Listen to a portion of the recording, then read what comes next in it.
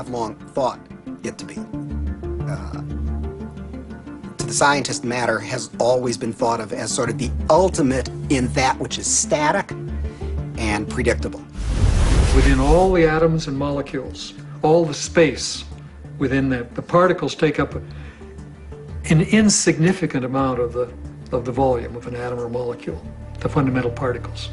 The rest of it is vacuum. What seems to happen is that particles appear and disappear all the time.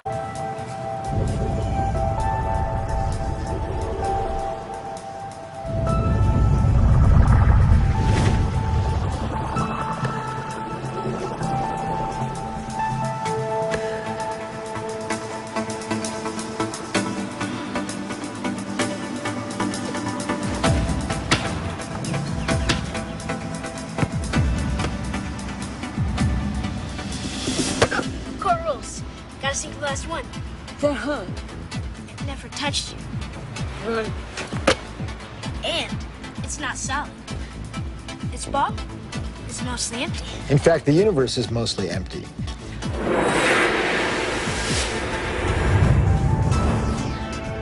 We like to think of space as empty and matter as solid. But in fact, there is essentially nothing to matter whatsoever. It's completely insubstantial. Take a look at an atom. We think of it as a kind of hard ball. Then we say, oh, well, no, not really. It's this little tiny point of really dense matter right at the center, surrounded by a kind of fluffy probability cloud of electrons popping in and out of existence. But then it turns out that that's not even right. Even the nucleus, which we think of as so dense, hops in and out of existence just as readily as the electrons do. The most solid thing you can say about all this insubstantial matter is that it's more like a thought. It's like a concentrated bit of information. What makes up things are not more things, but what makes up things are ideas, concepts, information. And like I said, it never touches.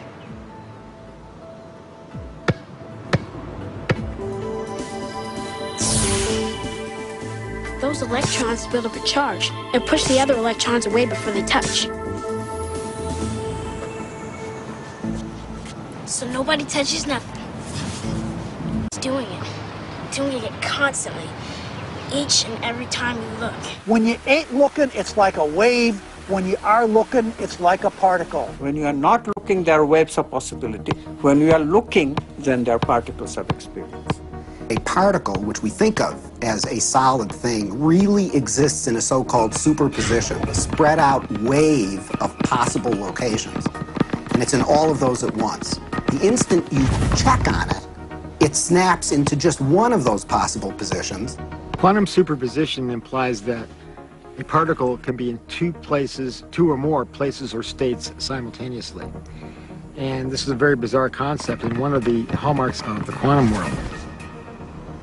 Superheroes use superposition, with the world being potential strips of reality, until we choose, focusing on the one. The question is, how far down the rabbit hole do you want to go?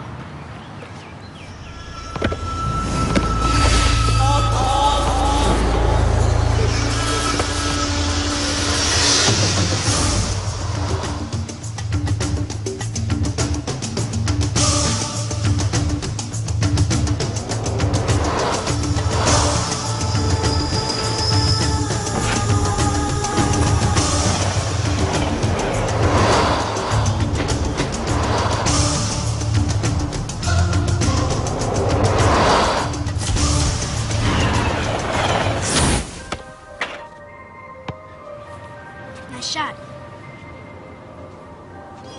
How can a system or an object be in two or more states at the same time? It's very easy. Instead of thinking of things as things, we all think without my input, without my choice.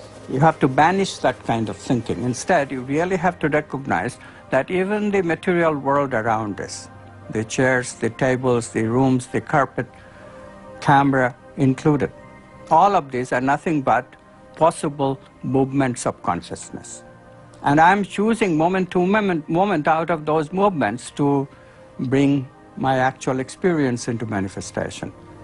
This is the only radical thinking that you need to do. But it is so radical, it's so difficult, because our tendency is that the world is already out there, independent of my experience. It is not. Quantum physics has been so clear about it.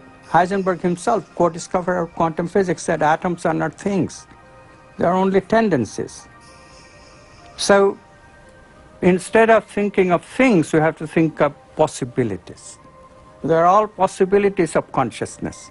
You now can see in numerous labs around the United States objects that are large enough to be seen by the naked eye, and they are in two places simultaneously.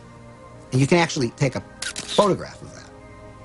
Now, I suppose if you showed a photograph, they'd say, oh, great, here's this nice blob of colored light, and I see there's a bit of it over here, another bit of it. So you got a picture of two dots. What's the big deal?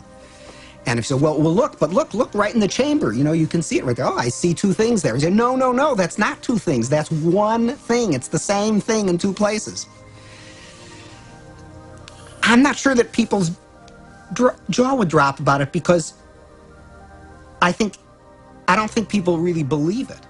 And I don't mean that people say, oh, you're lying, or, oh, the scientists are confused. I think it is so mysterious that you can't even understand how amazing it is. And then furthermore, you've seen Star Trek and whatnot. Beam me up, Scotty. So it all seems sort of, oh, well, what does that really mean? But you've got to really stop and think about what that means, that it's the same object and it's in two places at once. And people tinker in the lab and they get angry about things and they have lunch and they go home and they lead their lives just as though nothing utterly astounding is happening, because, of course, that's how you have to go about it. And yet there is this completely amazing magic sitting right in front of your eyes.